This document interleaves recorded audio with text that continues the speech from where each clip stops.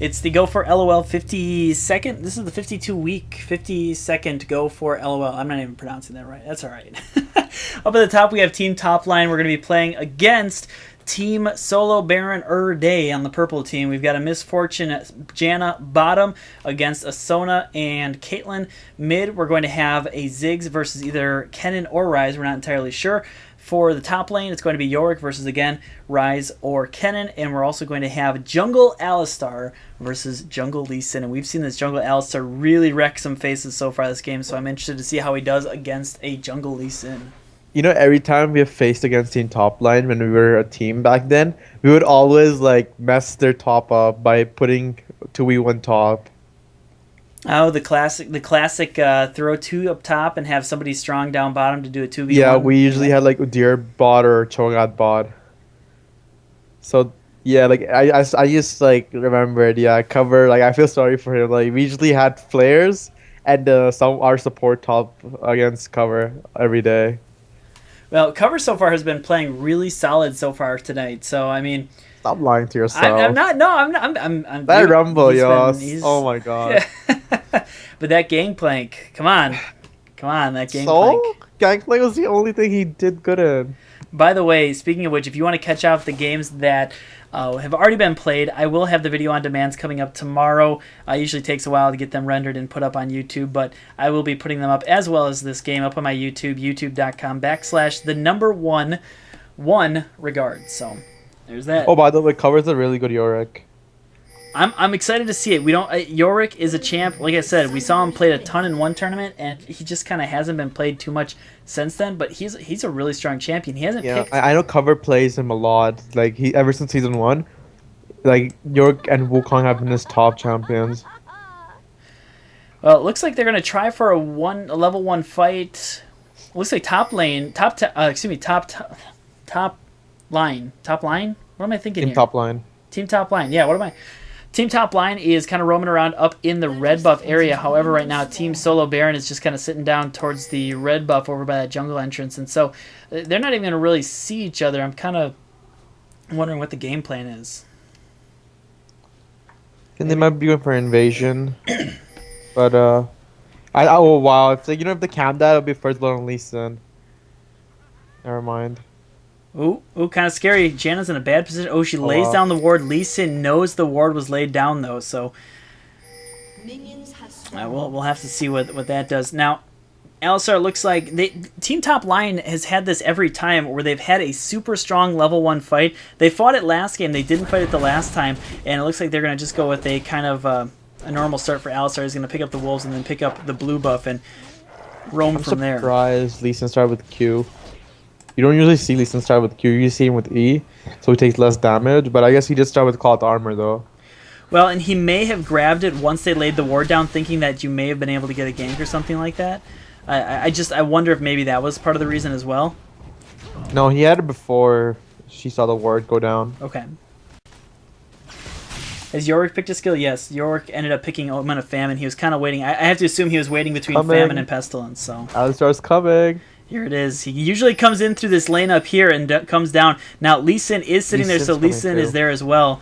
And Lee Sin is just kind of camping the area. Does Alistar know he's there? Oh, there goes the Q in. Oh, and Ryze is in a bad position right now. Ryze, he's going to get hit by the headbutt. There goes the Pulverize. Ziggs is in there as well. And Ryze is going to fall fast to Ziggs. And Alistar, once again, he's done that every single game so far. It's been working for him too. And he made Ryze burn flash too. And Ziggs has everything up. They both have everything up. Wow, that's pretty... Whew, man, every time it works. It's just I get excited. I see him starting to camp that mid lane. And I'm like, oh my goodness, here it comes again. You know it's coming. And so he takes it, and he's now going to start to bully. It looks like Lee Sin. Lee Sin is pretty low on health. He's got about half health. Alistar is sitting there. He's full health. He's got blue buff. Obviously, he's not able to do as much damage as Lee Sin, but that amount of CC would give him enough time to have Ziggs or Yorick come in. Now, Lee Sin is camping. It looks a little bit down here top lane. Yorick is there. He does not know that he's there. Should have run top. Oh my god, that was so good for them. Oh my Oh, god, he's gonna cover walk. face check too good. Yeah, he walks straight into the bush where Lee Sin is. The exhaust off on Yorick. Yorick taking some big time damage from Lee Sin and Kennen, and they are going to run out of there. He has just enough sustain with the health potion and also his ghouls, and he will get out of there all right. He has heal up too, so I don't think he's scared. Still, pro face check into that bush. And who wasted exhaust there on that one? It was Lee Sin. Lee Sin wasted his exhaust. So Lee Sin will not have exhaust. Ooh, Ziggs is coming around here. Lee Sin does not know that Ziggs is there. Ziggs is there. Alistar is also the headbutt from Alistar. Alistar is going to get the pound off, and he's taking a lot of damage. And Ziggs is going to pick up the kill on Lee Sin. Blue buff for Ziggs. Oh my goodness, that is huge. And also a red buff now for Alistar, and that is going to be a huge start for Team Topline, who just have been playing so strong together as a team. And that jungle Alistar. That jungle Alistar. I wonder who's the one that's making the calls for their team, because they're pretty good. See, bot lane is pretty even right now. It's 22 to 23. Where we've been having so much action with the mid and top lane in the jungle that bot lane has been kind of going a little bit unnoticed. But it looks like they're both just kind of exchanging a little bit of harassment back and forth. Otherwise, it's okay. Flair's gonna win the lane because he has my favorite MF skin. Because oh, is that why? Yeah. Oh yeah, for sure. Requires no skills at all, you know. Yeah. Dodging the Piltover Peacemaker there. Ziggs is going to pick up, at 5 minutes into the game, 3 Doran's rings after picking up a 2 quick kills. Damn. That is so 5 minutes powerful. in, and he already has, like, I don't know how much AP. He has almost 80 AP. That's... Oh, wow. Yeah. Do you know how to see the stats? Yeah, he is going to be able to do around 170 per bouncing bomb, and then also each one of his little Hextech minefields are going to do another additional 60 damage per bomb on top of his auto attack and his passive that he gets, which is ridiculous. It's another almost 60 damage with his passive. I mean, that's a lot of damage. Do you know how to see the stats of people? Stats? Like, I know there used to be a button that you could press. You press on the character and you press C. Oh, okay. Oh wow. So yeah, he has pretty he has spellbound runes, he has Amayogen runes, and he has some AP. It's pretty good. Standard pages, and he has AP per level blues. Which is a solid. That's a good call. It gives him, you know, maximum damage as well as also penetration, which is nice. And Misfortune just able to harass Caitlyn down to about half health without really taking too much damage, and that's kind of the power of Misfortune early on. She just has a great early game harass. Yeah, she's really strong. Especially like I don't know. Like, I think if they had Nunu MF bot, it'd be really scary. More scary than it is right now. So we are going to see Alistar pick up. Alistar is going to go for a quick Sheen, it looks like. He picks up his Philo Stone, and he also picks up an Amp Tome right away. So he's going to go and look for a quick Sheen pickup. Lee Sin is only with boots and a health cloth. That just goes to show the power of counter jungling and how it can really affect you when you get counter jungled hard. Yeah, he's level 4. Alistar's like almost level... Well, he's like half bitchy level 6. And that Ziggs with blue buff, I mean, that's just free farm. Ziggs has had free farm here so far with the blue buff, and then also he's just able to farm so well with his AoE damage. Now, we do see ping starting to go off towards the blue buff. We are getting towards the 7-minute mark, so they do know that blue buff is going to be up right now for Team Solo Baron, and they're going to look to fight it. Ziggs starting to make his way through. Both of them know that they know they're there because they caught Ziggs coming to them by the ward. Well, they know that they're there. Heading there too. Yeah, they do have Caitlyn and Sona also there. The headbutt, the pulverize onto Rise. God. Rise is taking a lot of damage. Sona and Caitlyn are starting to make their way up, though. This could be a bad situation for Alistar. Alistar gets flashed. Alistar is going to fall. The Ziggs ultimate does not take anybody out. Sona is there. Excuse me, Janna is there, able to throw down the tornado, and Ziggs does pick up the kill onto Rise. They're able to do a little bit of harass. Are they able to pick it up? Yes, they'll grab the kill onto Caitlyn from Misfortune, and Lee Sin is also going to fall to Ziggs. He got heal baited so hard. Yeah, the heal bait is so strong. Yeah, they can take blue too now. Yeah, I have to assume they're going to take this blue buff and maybe give it to Misfortune or give it to Janna, one of the two. They're going to give it to MF, but you usually don't give it to your support. Because there's no reason to. And that blue buff on Misfortune will be extremely strong. It'll give her an opportunity to really harass well down in bottom lane. So that's going to be a strong start for Team Topline. The 5-1 start, they have about a 3k gold advantage right now. And right now, Ziggs starting off and getting really fed 4-0 right now. They have 5 kills, and Alistar and Ziggs have been in every one of them. Oh, and Ziggs balls to rise the the overload onto Ziggs, and that's a big death for Ziggs. I don't know why he fought that. Oh well. He has like double rise CS almost, so he's like, he has large rod now. Like 8 minutes in, large rod with 3 Durance rings. Wow. Yeah, That's a lot of damage. MF picked up Wriggles again. And we're not too surprised by that. We've been seeing the AD carries pick up Wriggles, a couple of Doran's Blades, and then I think he's gonna do the same build he did last time with Ash, because I know he likes to run Kog'Maw and MF with the Wriggles, 2 Dorans, and Phantom Dancer. Ever since M5 started playing that build. Well, it's not a bad idea. It gives you proper damage. It also gives you a little bit of armor, and also really helps with that dragon control. And so that's kind of it's a smart build. I like the build. We see Pink starting to go off towards the dragon as we see that right now Team Solo Baron has a lot of wards up. They've got 2 wards, one right towards kind of the Tribrush entrance, one also up at Dragon, and they've got the trap in the bush up there. And so they're keeping that nice and warded, and I have to imagine they're going to look for any opportunity to start that dragon fight. Blue buff will go over to Ziggs. Yeah, blue buff went over to Ziggs, and Lee Sin finally got a red buff. First red buff of the game.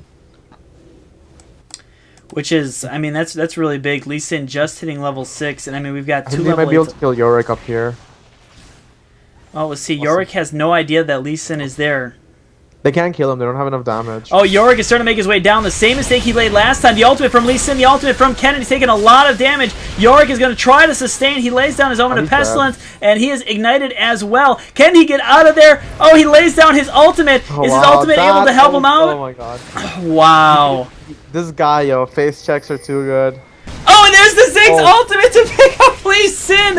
What an ultimate! And Lee Sin is Kennen's in a bad position right now. Ziggs with the great heads-up play. Alistar is there as well, and so I guess they made it worth it. Yeah. 2 for 1, and then Ziggs got double buff. Right, again. They got the buff from Lee Sin, which was just super strong play, and so a great heads up from Team Topline. I mean, Yorick fell, but in the long run, you have to say worth it on a play like that. Yeah, I'm surprised though. Like, I'm surprised. Like, he should have like wards down there, but he got Chalice on Yorick, which I don't see very often because usually they just get Tear of the Goddess. Right. I was going to say something like that. I was a little bit surprised to see a Chalice versus a Teardrop of the Goddess into a Manamu, but I mean, it makes sense, especially against the Kennen. You get that experience. Lee Sin. Yeah, Lee Sin is getting attacked right now. The Pulverized, and he's just taking a lot of damage, and he is going to fall quickly. Alistar picks up the kill, but Ziggs lays down a lot of the damage. Lee Sin right now is just having a rough go of it. He is 0-4 right now in this game. Yeah, it shows the power of Alistar. So much CC, keeping him in control. Then they're gonna take a dragon off that, which makes sense because they don't have their smite up. I was going back to saying that it makes sense throwing the Chalice onto Yorick because he's going against a Kennen and he needs the magic resistance as well, and it also gives him the mana regen that he needs to kind of spam his skills. So I think it's a solid move. I think it's a solid item. Oh yeah. Look at how fast that dragon I actually have a story behind Chalice that I'll share with you later when we're not streaming. Oh, okay. Okay. Because you know I don't want Nihilus to hear it. Oh, you don't want... If he's watching, because it involves him. Okay, alright. Sounds good. I look forward to it. Look at the gold advantage right now for Team Topline. They are just extending that advantage. They have almost a 6k gold advantage 12 minutes into the game. Really, once again, like I said, the game, when it comes to Team Topline, they want to take the game within the first 10 minutes. And you can tell by the way they build. By the way they build Misfortune, with grabbing the Wriggles right away, with the way they play Alistar, and we see Rise clearing out a wave here. I mean, just the way that they play, they want to win it within the first 10 minutes. They want to win it fast. Yeah, like you said, early game means so much to them. Like every time they dominate early game and then they take it, they have that pressure all the way to late game.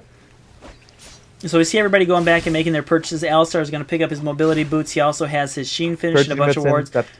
Look at this. This is so smart, and this is something to definitely take note of. Look at all the wards right now for Team Topline. Every single champion has a ward, and Janna actually has 2. Ziggs has 2. I mean, just so many wards. MF has 2 too because she has Wriggles. Yeah. Oh, I didn't even think of that. You're right. I mean, that kind of control, they're going to be able to map up and light up this map. They're going to light it up, and they're going to be able to really kind of control how the flow of the game goes, where they're going to be able to gank, how ganks are going to happen. Just a smart move. Good play. Yeah. I guess Caitlin's going for Wriggles too, though I think it might be a little too late. And Caitlyn did grab Ninja Taba, which is not really the ideal thing you would want your AD carry to have, because you want her to have Berserker Grease for the attack speed. Right, and especially with her passive, I would imagine you'd want more attack speed to proc the extra damage. Yep, the bot tower goes down to top line.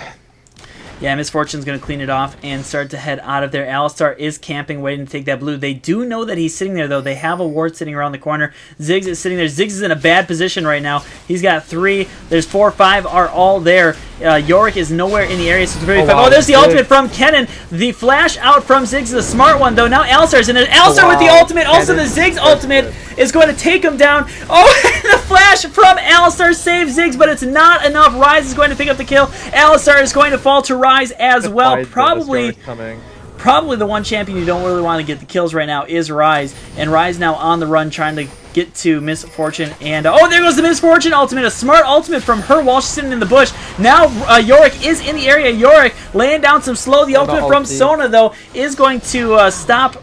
Rise goes down to MF. Yeah, Rise is going to fall to MF. And boy, oh boy, what an exciting exchange. Definitely going in the favor. I would say that went in the favor of Team Topline, though. They picked up Dragon. They got just like 3 for 2, and they got blue as well.